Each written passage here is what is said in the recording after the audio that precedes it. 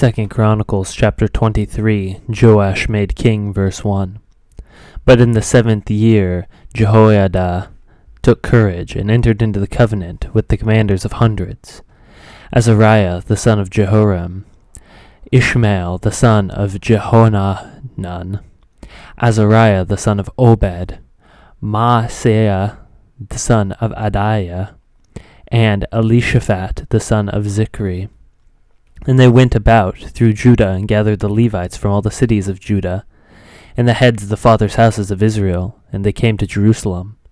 And all the assembly made a covenant with the king in the house of God. And Jehoiada said to them, Behold, the king's son, let him reign, as the Lord spoke concerning the sons of David. This is the thing that you shall do. Of you priests and Levites who come off duty on the Sabbath, 1/3 shall be gatekeepers, and 1/3 shall be at the king's house, and 1/3 at the gate of the fountain. And all the people shall be in the courts of the house of the Lord. Let no one enter the house of the Lord except the priests and ministering Levites. They may enter, for they are holy. But all the people shall keep the charge of the Lord. The Levites shall surround the king, each with his weapons in hand, and whoever enters the house shall be put to death. Be with the king when he comes in and when he goes out. And the Levites and all Judah did according to all that Jehoiada said. And they each brought his men who were to go off duty on the Sabbath, with those who were to come on duty on the Sabbath. For Jehoiada the priest did not dismiss the divisions. And Jehoiada the priest gave to the captains the spears and the large and small shields that had been King David's, which were in the house of God.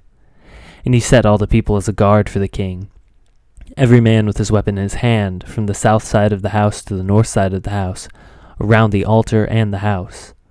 Then they brought out the king's son and put a crown on him and gave him the testimony, and they proclaimed him king. And Jehoiada and his sons anointed him, and they said, Long live the king. Athaliah executed, verse 12. When Athaliah heard the noise of the people running and praising the king, she went into the house of the Lord to the people. And when she looked, there was the king standing by his pillar at the entrance, and the captains and the trumpeters beside the kings, and all the people of the land rejoicing and blowing trumpets, and the singers with their musical instruments leading in celebration. And Athaliah tore her clothes and cried, Treason! Treason!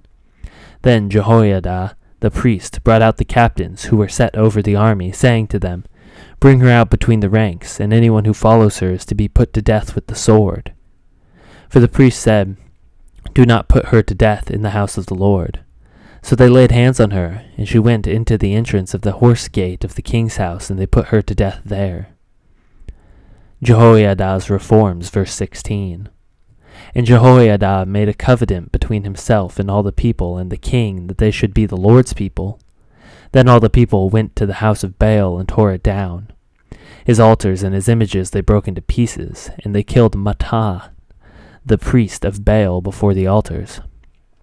And Jehoiada posted watchmen for the house of the Lord under the direction of the Levitical priests, and the Levites whom David had organized to be in charge of the house of the Lord, to offer burnt offerings to the Lord as it is written in the law of Moses, with rejoicing and with singing, according to the order of David.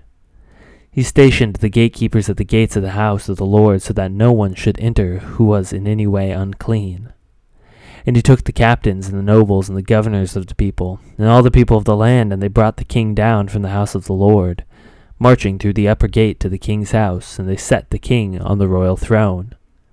So all the people of the land rejoiced, and the city was quiet after Athaliah had been put to death with the sword.